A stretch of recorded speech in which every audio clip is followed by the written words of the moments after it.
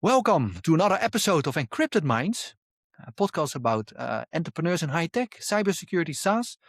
My name is Edwin Karlas, founder of Level Up Sales Consultancy. And today I have Jeff Zimbalist of Applied Technology in my podcast. And I'm very pleased that you're here, Jeff. Can you please introduce yourself, who you are, and what you're doing at Applied? Sure thing. Hey, Jeff with Applied Technology Solutions. This is, believe it or not, our 16th year of doing this. This is, it's been an interesting ride for us for sure. I think as a lot of folks that started in the industry, I mean, I started long ago in public education, and I was managed IT departments there, and that was as amazing as you think working for the government can be. It had its huge perks, and then at the it was a great time for me to leave when I left. So that was awesome. Started this in 2010. And it's been an interesting sort of growth for us, and in a way, our company sort of parallels the industry growth from just like things break and we fix it to fully managed to now we're managing security, and it's been an interesting ride for us, but it's been fun. So that's kind of us in a nutshell. I mean, we obviously manage companies of a whole bunch of different sizes, from small few computers here to managing dozens of servers in somebody's data center somewhere. So we get to unfortunately see a lot of the security incidents because we're spread around so much. But it's great because that gives us a lot of experience and insight into it when it does occur. I'd love to say that like, oh, we can stop it, but nobody can stop it. Nobody can stop it, no. But you've been growing together with your customers, right?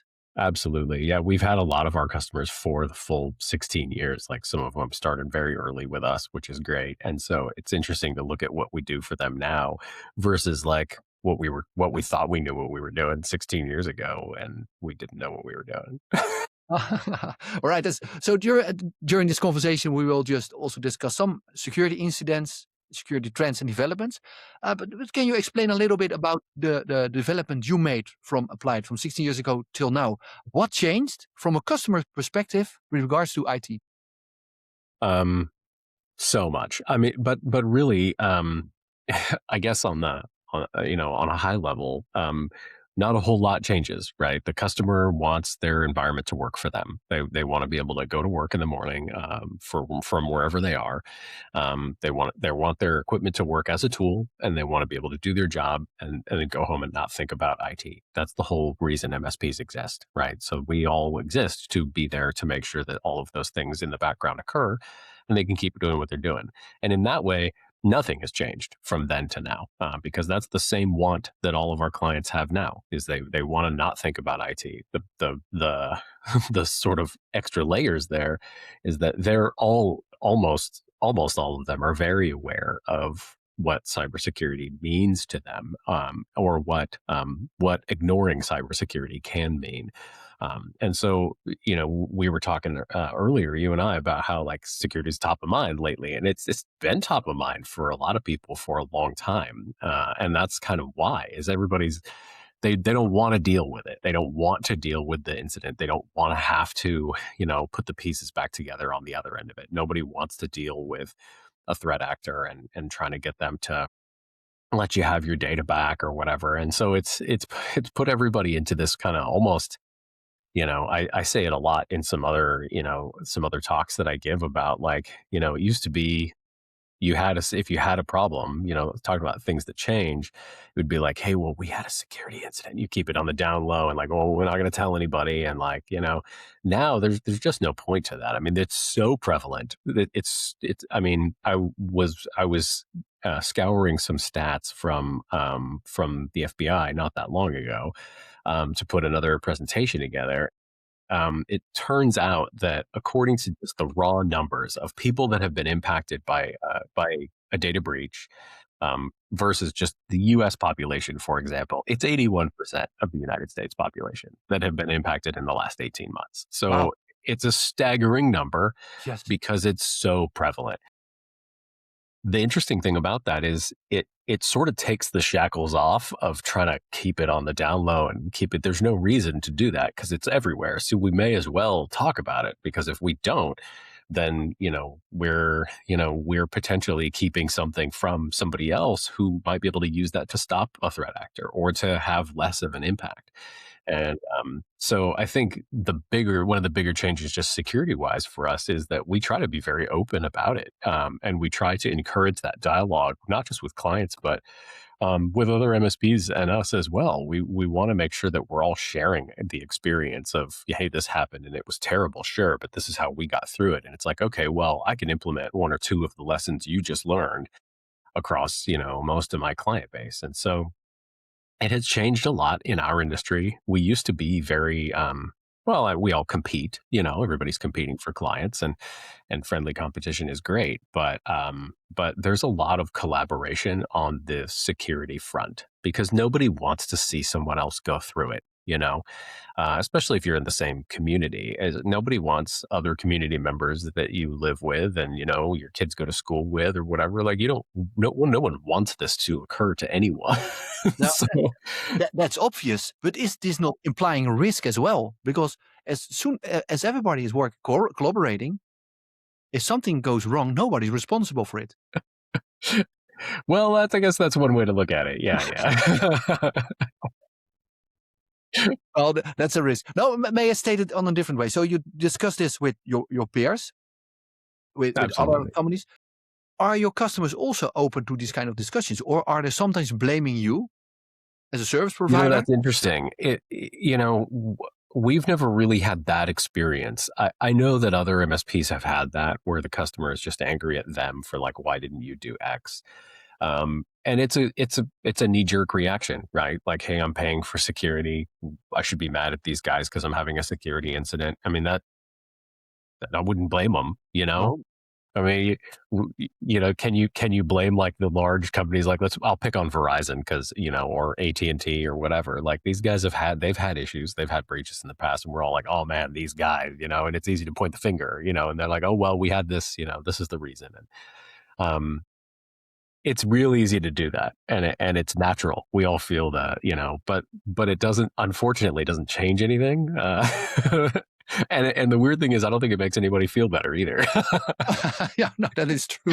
But we have not seen that. We have really tried to, you know, in the last, I mean, we've definitely had our fair share of security incidents that we've worked through with our client base, and I say worked through because that's how we have really tried to approach it. Is that we are working through this with the client, and we've long positioned ourselves as the advocate for our client for technology as a whole. We're here to make sure that if there's something that we think they need, we're helping them have that in their environment, and that we're also there when they're like, hey, that's not feasible for us. Like, what can we do to mitigate that risk a little, because we just can't, like, that's a spend we just can't have. And it's like, okay, cool, well, let's try this other stuff. So we try to be there. I mean, we are their advocate. We try to be their IT department across the board, from making sure that their printers print to dealing with a security incident as it occurs. And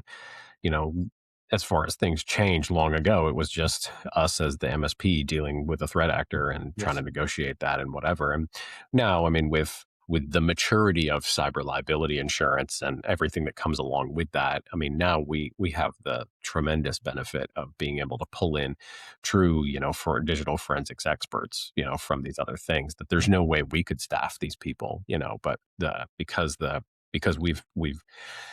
we've thankfully really had a great relationship with our clients to be able to really push that you got to have this cyber liability insurance. And people sometimes look at that with like, oh, well, I have to have it so it'll pay the ransom. And it's like, well, that's maybe you pay it, maybe you don't. But what you really want is everything else. You want the support from these industry experts to come in and say like, okay, we did all this forensic work and this is what we found, and the infection is gone, or like, hey, we found that they're still hanging on in your environment. Like, we want the extra. We try to be super transparent, as a company, and we like having third party validation for a lot of things that we do, and I think that's a huge benefit for cybersecurity in general, is being able to say like, okay, we think this is what's going on, and we've isolated these threats, or we've mitigated this risk, and that's cool. It feels a whole lot better when somebody else looks at it and says, yes, the threat is gone. okay, cool. Now we know that the threat is over. And that's a lot of what I think people don't realize they get with cyber liability insurance is you get a whole team of other people that are going to, check your answers, make sure we got it right, and then, make sure that we're not still having a problem. Like, because, we've seen that in other large instances, other large security incidences. There's, hey, cool problem. We think it's contained, secondary problem. I mean, it's a real thing. So Yeah. it's, it The, really brings a lot of peace of mind when you the, have a third party. yeah. Is this are the customers that are applying insurances, cybersecurity insurances, did they take certain steps already to be where they currently are? Because now, maybe I can give you an example, Jeff. I used to work for Akamai, and Hmm. we protected big enterprises against DDoS attacks. I literally had conversations with people in the security department that they want to stop the contract because hardly anything is happening. Yes, and that's because we do an amazing job. Right. We're doing a great job. That's why We nothing's do a happening. great job. And then I found out that a lot of people, and we had an uptime SLA of 100%. We just did not educate our customers what we were doing in the background. They thought they were always up, no issues. And then I think it is quite hard to sell cybersecurity to people who are not aware about the outside world. It's true. Yeah. So We, how do you do it? How can you do this? how How do do you? carefully. That's the short answer. How Yes. do you carefully? I try very hard to educate the client base. I spend a fair amount of time, meeting with our clients to explain, what's out there and what we can do and what might happen. And I'm not using that as a scare tactic because virtually all of our clients have kind of the same stack of stuff from us. So like I'm not out here to be like, well, you got to move to the gold plan or whatever. That's not what it's about. It's about just making sure that they're aware of the environment that we're in. In large part, I think that is successful with most clients because a little bit of knowledge helps a lot in these types of instances. And it's funny you mentioned why are we paying these guys? Like IT has always kind of had that, just technology in general. It's the Yes. true double-edged sword of like nothing ever goes wrong. Why are we paying all this money for IT? Or like stuff's always broken. Why are we paying all this money for IT? Like you kind of can't win on that front. Um, for us as MSPs, that's not a new thing. It's security is just the next thing in which we have the same experience. So for us, it's been like that. It was like that with managed services. It was like that with selling antivirus. I mean, it was like that with whatever we were slinging before. And so for us, we've always been walking this middle ground of if I don't try and explain where the value is for this to the client, they won't see the value. And if they don't see the value, they're not going to keep paying for it. And I would say that not the flip side, but what really goes along with that is if you can't show the value, you struggle to show the value, that's a bigger problem. Like if you're like, yeah, you should have this thing and you like can't, if the client can't understand that and you can't express why it's super valuable to have, that's a different issue entirely. But from a security point of view, we've never hit that wall. There's plenty of other roadblocks to it, but as far as are they already doing the right things, to begin with, no is the short answer. Not everyone is doing the right things before they jump into having insurance. In the past, it was pretty easy to get cyber liability. You fill out a quick form, you send it in, you pay your premium, and you're solid. They cover you. The sheer volume of claims have changed that quite a bit. I mean, so many claims. I mean, we're talking, hundreds of millions of incidents. I mean, it's so much that like, if you're, just the volume of that has really made carriers that do still offer cyber Yes. liability, of which there are quite a few less than there used to be. Those that still offer it do, they're they're a little pickier on what boxes you have to check before they're going to cover you. And in a great way, those things have sort of started to line up with compliance frameworks in the last, I don't know, 3 years, probably more Yes. so in the last 2 years. We have a fair amount of healthcare clients, so HIPAA is the framework we usually live in. But there's lots of folks in other industries that we support as well, and it's been sort of sort of refreshing from my point of view to see those security frameworks, I guess, also get a little bit firmer in what they mean and get those definitions really solidified. So it's been nice to see that, and then see insurance come in and say like, "Hey, you should have these same things," and to see those things really line up in a way that I don't think they really did before. It's great because it's the same feeling. It's that third party validation of like, Yes. "Hey, this we think this is great from an industry Absolutely. perspective." Things like having multi-factor, things like, just basics, basic security stuff. You should have these things. And insurance coming in and saying like, we'll cover you so long as you're doing these basic things. And it's kind of nice because that if we can get to this point where they're covered, we've done most everything that we can to mitigate the risk for this environment. Which doesn't mean that they're not going to have a problem. Statistically, we look at this all the time.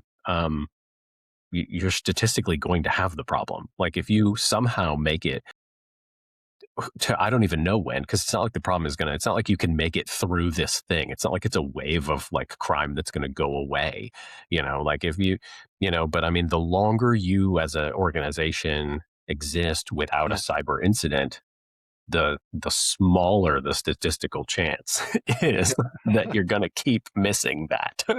I mean, you're realistically going to have this problem. Everyone is going to have this problem Yes. because it is so widespread, because it's so easy for the threat actors to deliver on these things, and because they're so often successful in some capacity.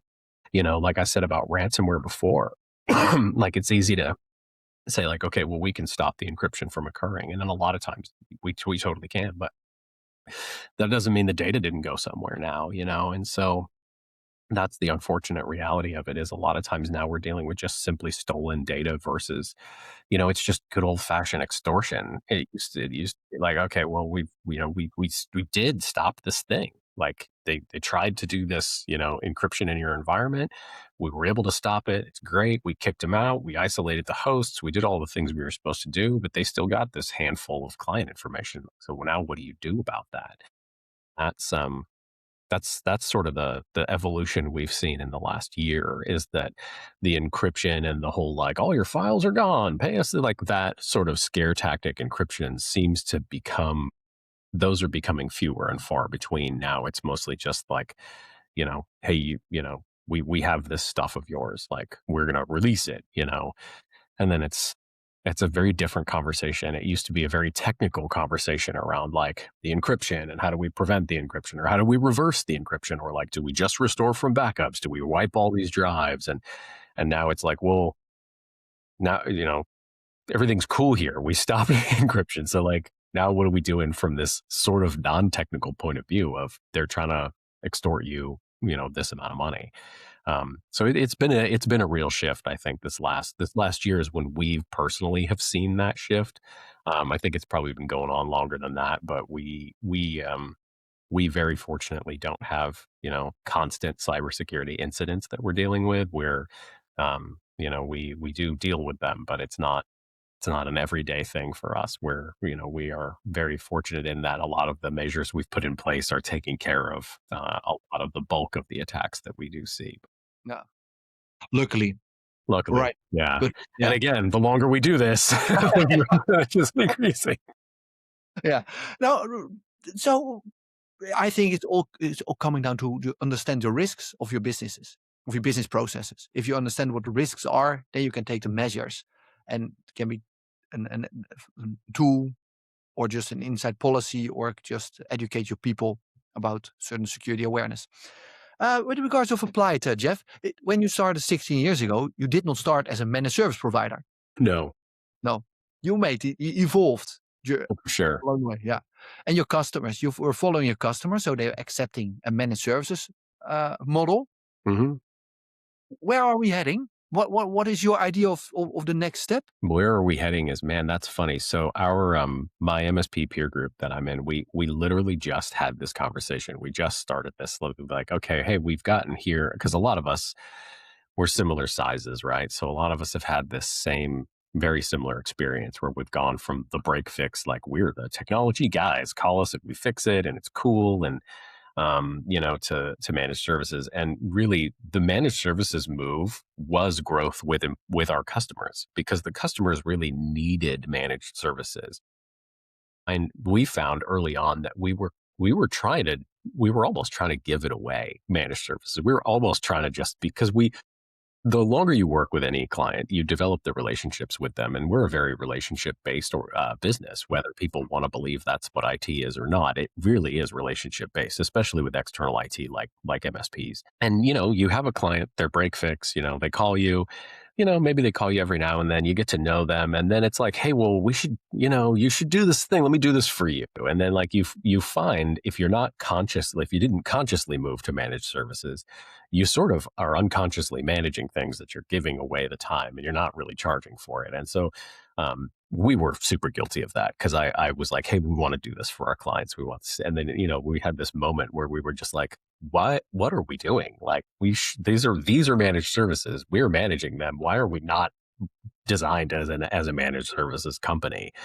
So we basically had to get out of my head, and I had to stop being the roadblock there, so that we could, as a company, adjust to actually being a managed service provider. So Jeff, before we continue about the next step, Yeah. how did you do this? Because you are applied technology. So Yeah, how? at that time, I only had a couple of few employees, so it wasn't. But still, you had to also change your mindset. So, Yes. so how did you do this from more a friendly managed service provider, because you like to help the customers, Friendly match. till Yeah. actually a business proposition? So it was actually not as difficult as I expected it to be. What we really did was just line out, like, okay, so what are we doing? And then we looked a lot at, like, okay, what's the industry doing? What is the MSP industry saying? Like, this is what managed services entails. And that was pretty easy to just look around and see what other companies are doing. And, like, we had brought on some newer clients that were coming from managed services to us. And so they were like, well, what about this other stuff? We're like, okay, well, I guess we could do that for you. And that it put us in this weird spot where we were like, okay, well, this is we're trying to do this in a way where we're, like I said, we're kind of giving it away. And so our process really was just looking at the industry as a whole and saying, like, what does everybody else think managed services equals? And okay, cool. So we have this list of stuff. And then, well, what do we think that means? Like, do we think all these things are managed services? Do we think we should also be doing this other stuff? And then, I've always thought that, like, we should really be that, like I said, the advocate for the client. Like, if I would, and then I really kind of went back to, like, okay, so, if I was our client, what would I buy? Like, what would I want? What do I need? If I was in my same shoes back when I was a IT department, trying to run an IT department for a school district, what were the things that I wanted on a daily basis out of technology in general? Like, what do I need? And so we sort of looked at it from those two angles. Like, what's the industry thing and managed services are, and then what would I have wanted as managed services? When I was trying to run IT, or even just what were we delivering, which was harder to define than I thought it was going to be, because so many things that you do, you're not really paying attention to or tracking. And so that was really a big deal for us, is like, Can you give an example? say that again? Can you give an example? So being really good at tracking time and how much time you're spending on each incident, man, it matters a lot. When you were break fix and you were just like, hey, we have an hour minimum. So it's like, hey, if I'm not there for an hour, that doesn't really, we're going to bill for an hour. Like, you have a 1 hour minimum. And so tracking your time was, for managed services, is hugely important, because, how much time we spend managing these things has to work out, has to pencil out, or we can't include it in a managed package. Right. But, like, when you're break fix, they're tracking your time as whatever. Like, oh, I was there for 30 minutes, put 1 hour down, go. And so, like, your time is often wrong during that transition, and getting everybody to mark the time correctly and, like, to actually use timers and count their time, was a huge point for us to try and get through that, because if you have a 1 hour minimum for billing, anything under an hour, nobody's keeping track of. And so you have a whole bunch of things that where the tickets took an hour, but like you reset passwords, man, that wasn't an hour, right?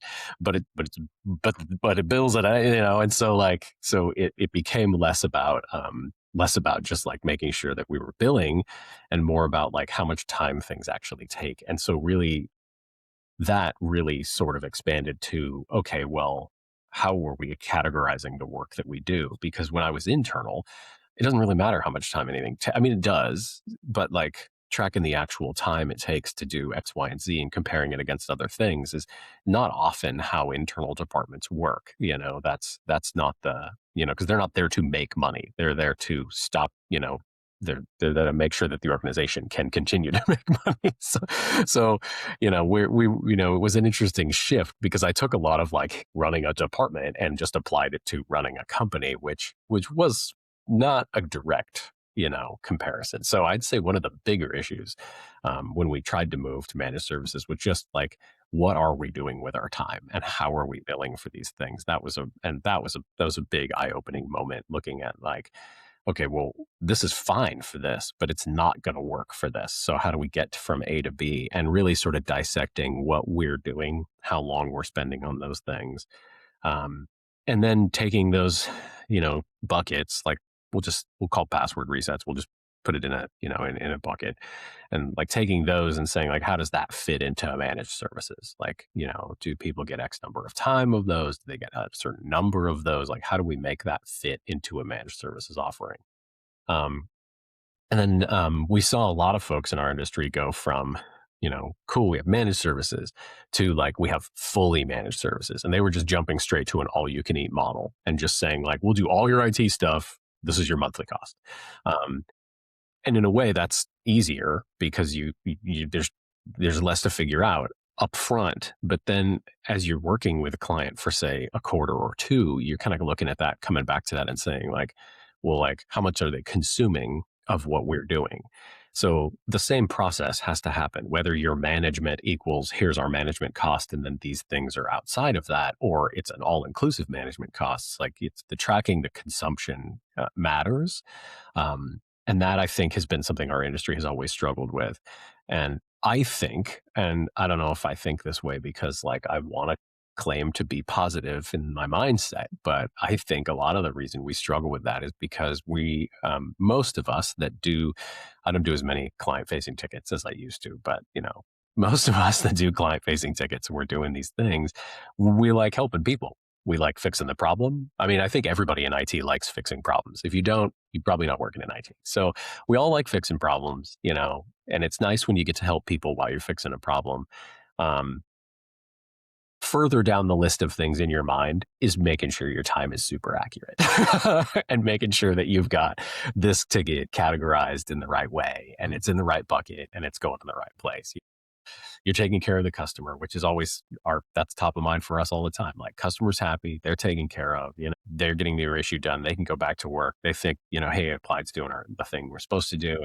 And that's all awesome. And then like when that's all awesome and the back end is a mess, it's a harder change to make because like clients are happy. Great. But like we're screwing ourselves.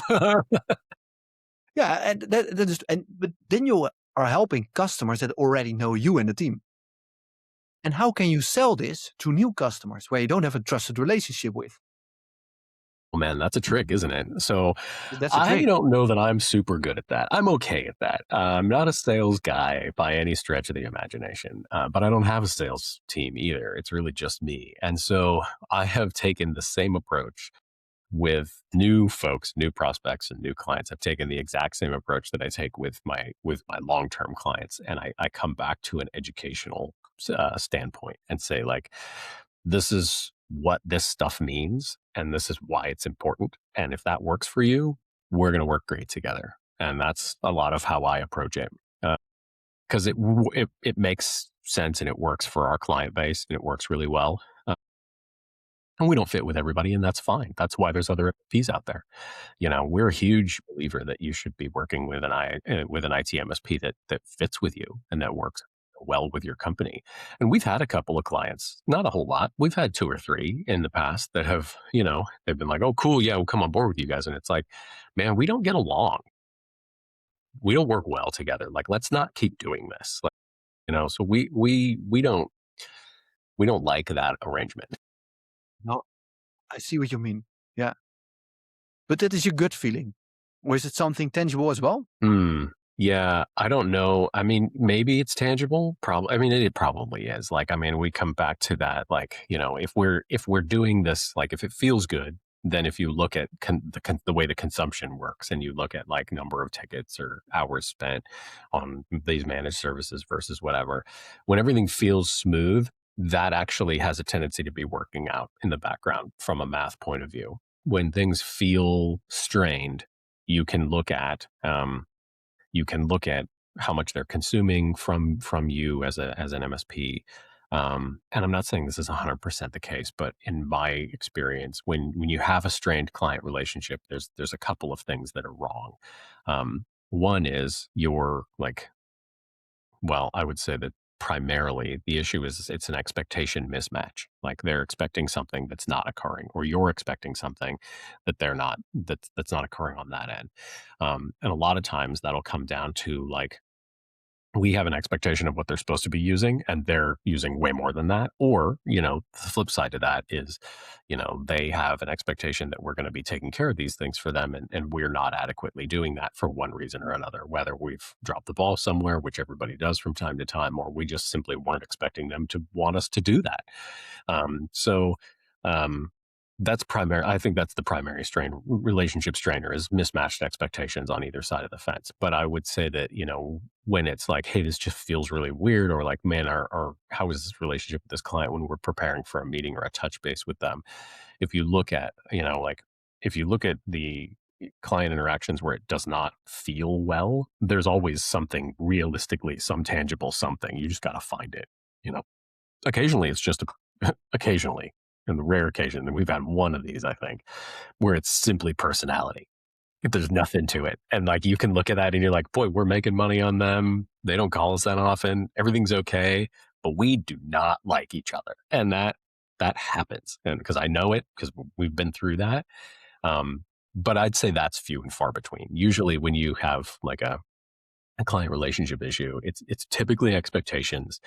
But past that, you really can look and see like, hey, if it feels bad for whatever reason, and techs are complaining about working with them or whatever, and then you go back and look at like, what are we spending from just a time perspective across all the services that we have with them? What are we spending?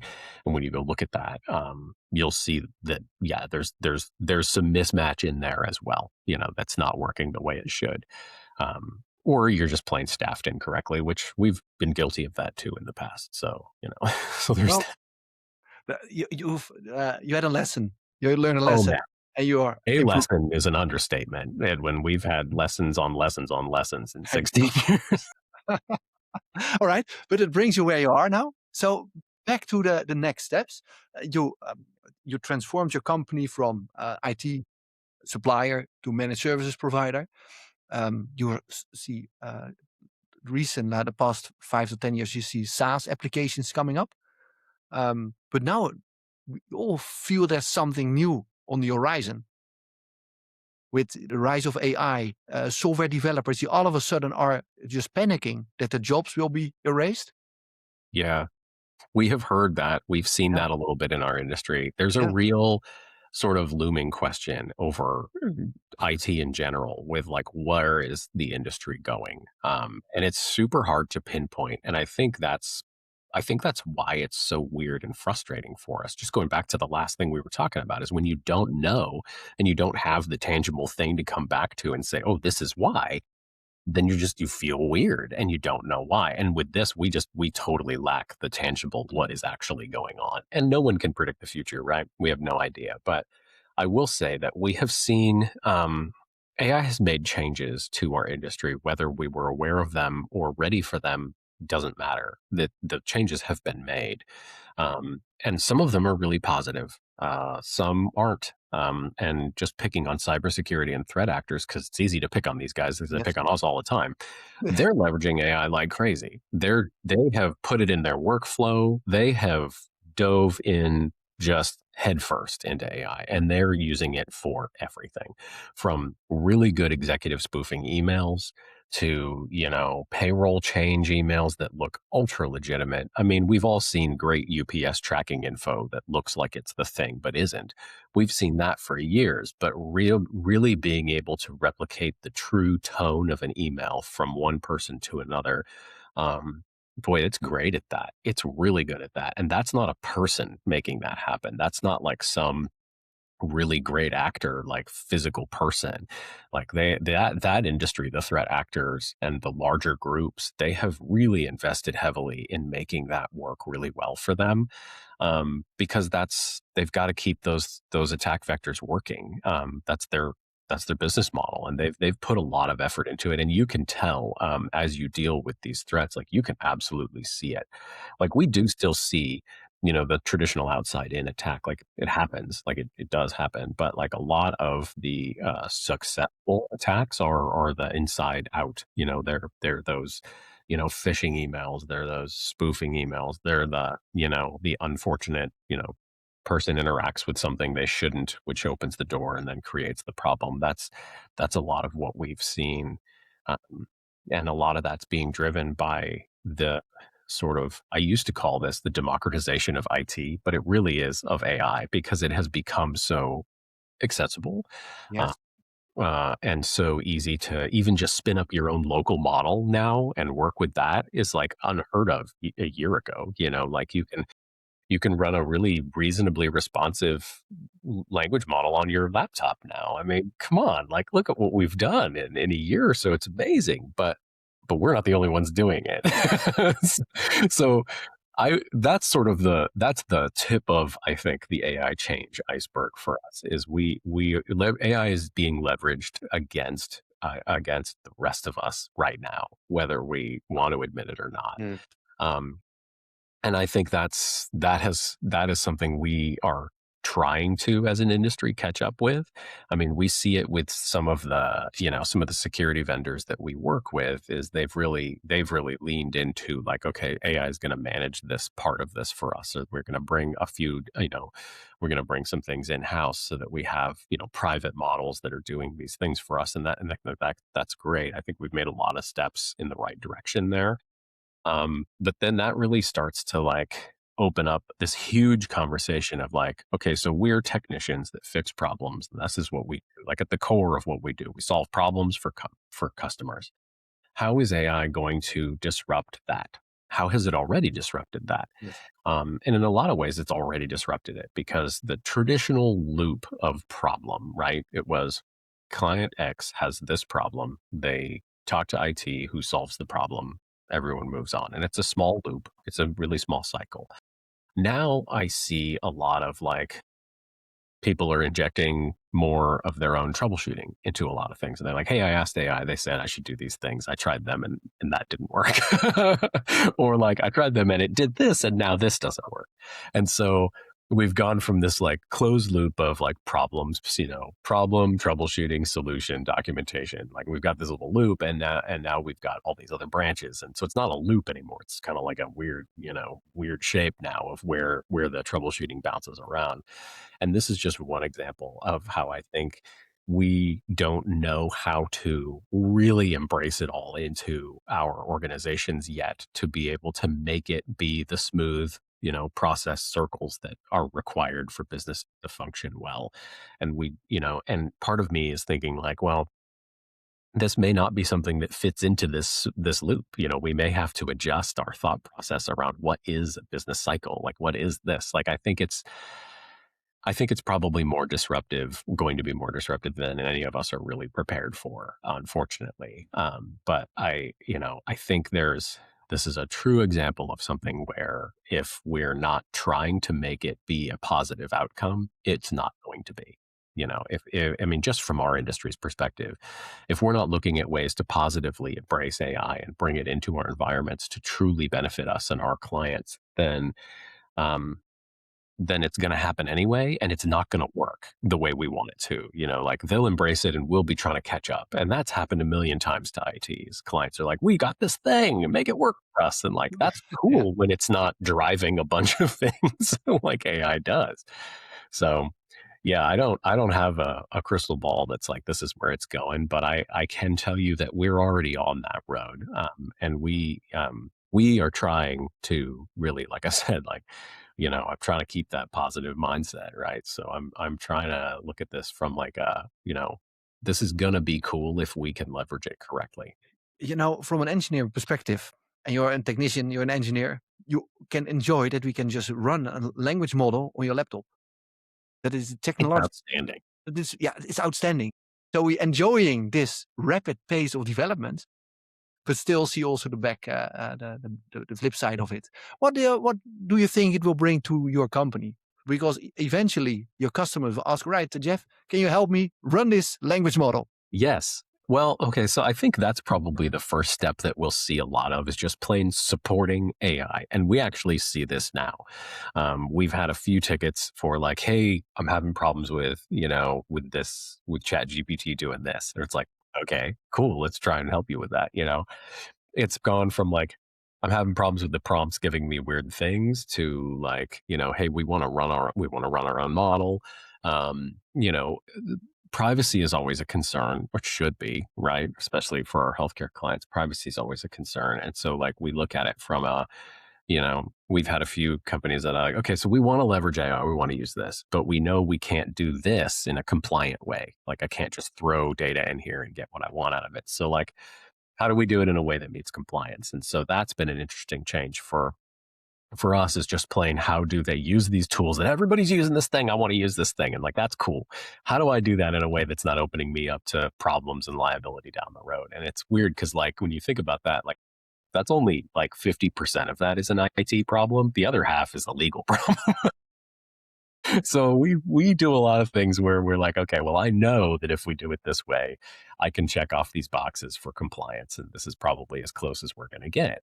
Uh, until your regulatory body states differently, this is how we can do this. And so we have seen this already. We have seen this change already. But I think the continued change from that is folks that are going to say like, hey, I want or have come up with this vibe coded AI thing that does this for my company, and I want you guys to make this work. And it's like, oh, okay, cool, let's make that work. And I think that is also gonna translate to like, I want an AI thing that does this, do this thing for me. And it's like, well, cool. I don't know how to do that. Like, I guess we'll But find someone that does, at the end, we try to solve problems, and this is right. a Like, problem. we could try and be like, no, we're not going to do that. AI sucks. Let's get rid of it. And like, we could try that for about 20 minutes till everybody else is doing it and we're not. And that's, and no one can take that road. I think I originally, with a lot of the language models, I think I definitely took that road. I was like, hey, I don't want to be involved in this. And I think it's just because there's no way for a lot of folks, when you use one, there's zero understanding on the back end of like, where did what I just put in there go? Who else has access to that? You know, there's a lot of unknowns in that category still. Some of these large, like, I know Anthropic has their like, they've got like they've got some more policies in place now than they've ever had before. And I see changes in that industry. I see change. I mean, really, which industry is which is also becoming a little blurry. But I see changes in that industry now where there's been some steps to make it more consumable for folks that are very concerned about privacy, for people that need to meet certain compliance. Those things are starting to happen. But like you just mentioned, like being able to have the model locally, I mean, that eliminates a lot of the compliance weirdness with it, like controlling how that communicates with other agents. I mean, just what the change of it being like AI is this giant thing in the cloud to like, I can run a couple of weird instances of agentic AI here locally and they can communicate with each other through a couple of different frameworks. And then like, man, it's weird because it's in a way, it's like looking at networking from 20 years ago, where you're like, what's route switch? Cool, I got a hub. Like, I mean, it's it's tools and it's components. And I think what we're seeing right now are the components and the frameworks of whatever AI is going to turn into. That's what we're all sort of collectively learning right now. How do these things interact with each other? How does this work? If I want to get here, I need a local language model and I need like these AI tools to like have this API that they talk together. And then like I'm gonna connect them out to this cloud model and like how you structure that.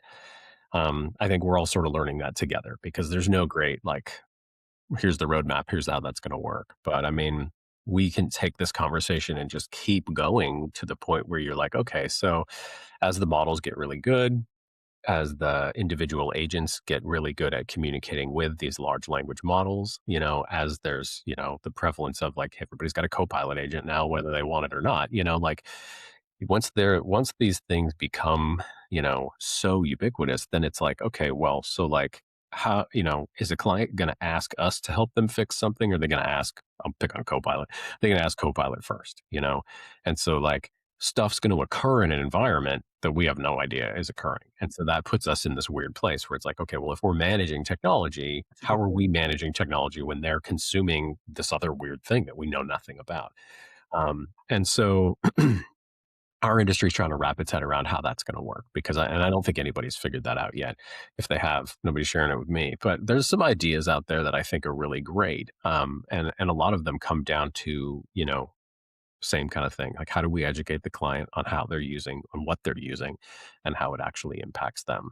Um, because we don't we don't even know yet how big how big of a security issue some of these things are. Like we have an idea and we know that it probably is one, but as an industry across the board, unless we're really just pigeonholing all of our clients into using this one model this one way, which I don't think anyone is really doing right now, um, supporting that becomes a challenge.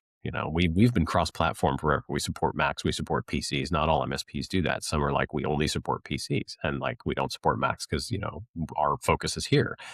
And I think AI is sort of a, I'll call it an industry, but I think AI is an industry where you can't not be cross-platform. Like you must support all of them. Like there's no way you can say like we only support Claude. Like that's that's not going to work. Like your customers are going to want to use what they're going to want to use, or they're already using it, and so you have to sort of you have to understand them enough to really be able to support them, and that's a super challenge because I would say that in general, most folks don't. And I mean, I certainly don't. Like, I mean, I get the ones that I use. That's cool. But like, it's not all of them, and do I understand them on a deep enough level to come in and say like, we're going to support you using this in your business process? That's a stretch. And I think that's a stretch for most MSPs. Yeah, I can imagine. But there's also something to do that nowadays the different models seem to do the same thing. They're They're super similar. Yeah. similar. But maybe there is also a rat race and race going on. Who is going to be the dominant player in this market? Maybe, or they're going to have the exact niches. So, That's actually the first time I've really heard anybody bring that up, I'll be honest, but I don't think you're wrong. I think that makes total sense because we see a lot of them doing a lot of the same things, which doesn't really, I don't think, pan out from a real market perspective. At some point, there's going to be a couple of players left in the market. Um, I'm just not sure what the rest of us will be doing by the time it hits the point. now let's see. We can have another podcast in a couple of years, Jeff. And Yeah, then you let me know, man. yeah. Yeah. See. Hey, with regards of so we're coming to the end of the podcast. Just some things about yourself, Jeff, as an entrepreneur in the IT. What is it that you like? What is it after 16 years in this company? So this is weird because we just talked about a million challenges, right? But that's Yes. actually the thing that keeps me doing it all the Okay. time is if there wasn't a challenge to solve, I don't know, if it would contain my interest the way that it does. Starting a business was one of those things. I used to joke about this all the time. I was like, starting a business, like I don't like they let anybody do it. That's super weird. Like you just go do it, just start it. You don't have to know what you're doing. And I certainly didn't when I started. And I would be, a fool to claim that I do know what I'm doing now. From a business perspective, I mean, I try very hard, but I also leverage a team, and we work with, we work with we have an amazing CPA. I mean, we you build a team and the team helps you. Um, I would say that that's probably that, yeah, but the challenge is the thing. That's what keeps me hooked into it, quite honestly. That's what drives me to do a lot of things. I've long said that, like, so I was doing this, I was doing an employee onboarding for an employee of one of my clients. And because we used to, onboard each new hire with, like, here's your laptop, here's your whatever. And, like, for whatever reason, I was doing it that day because I think everybody else was busy doing other stuff. And so I was doing, I was doing the employee onboarding. And their HR director was like, oh, and everybody had like a thing they had to follow. Every one of their company, every person they got introduced, the new person got introduced to, like, had to answer these questions from HR. And it was like it was basically this thing they had developed to integrate them into the team. And it was pretty cool, right? And so they had me do it because I was there. And I'm like, guys, I don't work here. But, and one of them was like, okay, well, what's your biggest passion? And I was like, oh man, that's like, you're asking people that on day one, and then you're making them figure out what everybody else is. This is crazy. And really, for me, it's continued learning. It has always been like, I love to learn stuff. I love to learn new stuff. I love to figure things out. And that really fits well with, I like being challenged in a way that allows me to solve a problem. That's, and if you look at what it takes to be an entrepreneur in any industry, or what it takes to run a business in any industry, there's no shortage of challenges on a daily basis. And if you like trying to solve those challenges, then cool. Yeah, that's going to work. I mean, I have unfortunately seen very, very, very intelligent people that just that was not their skill set. And that was not something they were passionate about doing. And it does not work for them. But if the challenge is really what it is. There's no shortage of challenges. Everything from, some weird cash flow problem to, like, how are we defining how much of this we allow all of our clients to consume before we freak out and need to buy more of it. I mean, it's just, sometimes the challenge is not a huge deal, and sometimes it's a huge challenge. Like, how do we coach this client through this security incident? That's a huge challenge. How do we work with them? How are we going to be there for them every step of the way through this challenge in their environment? Sometimes that's what it is. And, we try to be super supportive of our clients because Yeah. it's a true two-way street. They support us literally, quite literally, to keep Yeah. all the lights on. And so, I feel that the least we can do for that is to be there for them when they need us for anything. Um, and that's why we started doing managed services in the beginning, is because we felt that way 10, 12 years ago. And we're like, this is dumb. We should be actually monetizing this. So it brings us back to this close loop. Brings us back to the beginning of I the guess conversation. so. I was not intentional, but there we go. Very good, very good. So one last question, Jeff.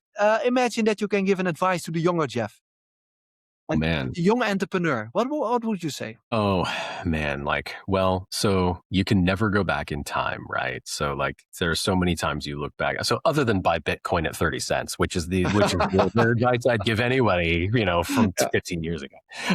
So outside of that advice, I would say, it's really, man, just don't, man, the advice I'd give, I mean, boy, that's a tough one. There's so many things where I could pick this thing or that thing or whatever. But I guess the thing is, to truly just embrace the change. Because, like, if you're, if you're resistant to change, then you're going to make you're going to make the wrong decision.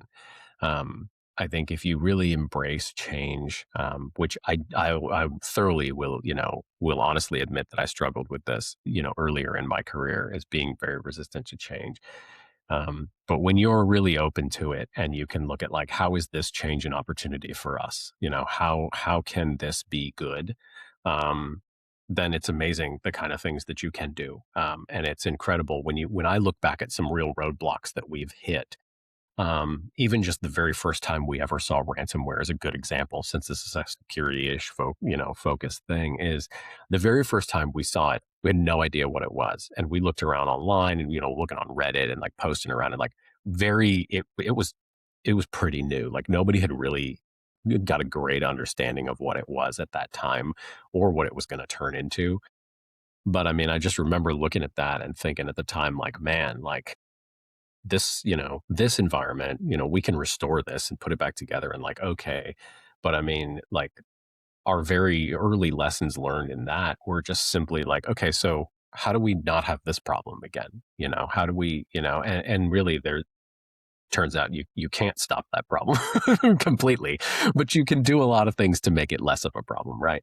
Um, but what it was then is it was a real opportunity to talk to folks about like, hey man, without managed backup, like restoring this would have been a nightmare. And so for us, it was that that simple first lesson of like, this worked fine. It was a ransomware that we got through, and sure that, whatever. It was I mean, this was years and years ago, and everybody was struggling with dealing with it at that time. Ransom closing businesses, and like it was terrible, right?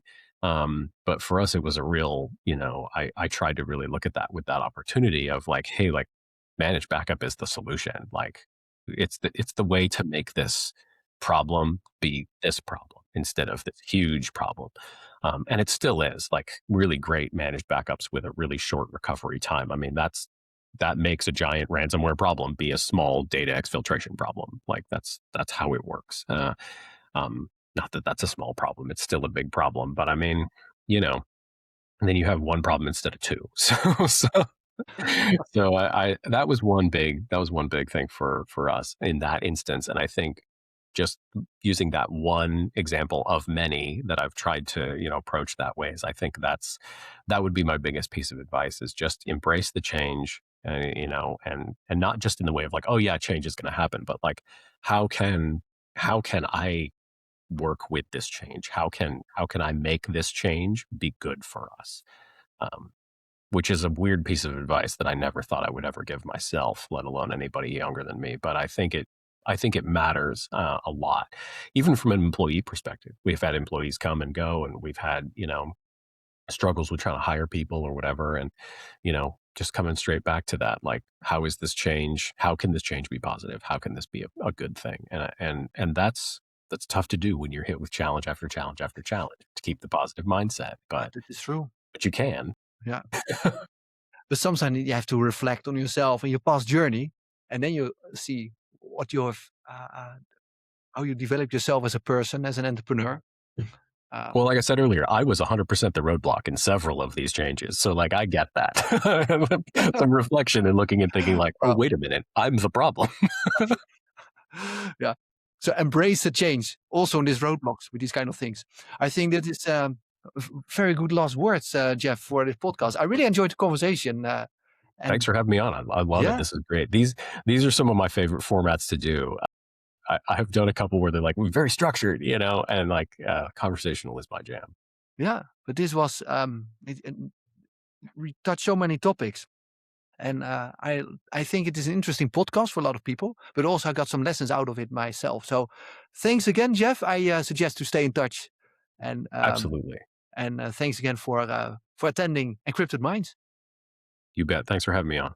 Yes, you're welcome. Bye bye.